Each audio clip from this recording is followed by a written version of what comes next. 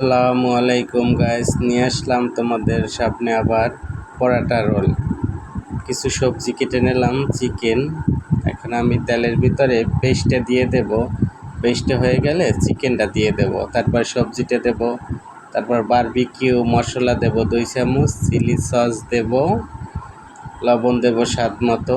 তারপরে পরাটা ভেজে নেব, আগেই পরাটা রেডি করা ছিল। তারপরে ডিম দেব, ডিম দিয়া একটা ডিমের অর্ধেক দিয়ে দেব পরোটার সাথে। তারপর ভাজ করে নেব, একটার পর একটা ভাজার পরে রেখে দেব। তারপরে পরোটার উপরে চিকেন দিয়ে দেব, চিকেন দিয়ে ভাজ করলেই পরোটা রোল হয়ে যাবে। এটা অনেক টেস্টি খাবার, বাসায় বয়ে তোমরা চেষ্টা করতে পারো।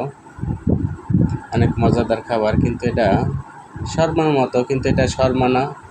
অন্য একদিন তোমাদের শর্মার রেসিপি নিয়ে আসবো ইনশাল্লাহ। আল্লাহ হাফেজ, ভালো থাকবেন। আসসালামু আলাইকুম রহমতুল্লাহ।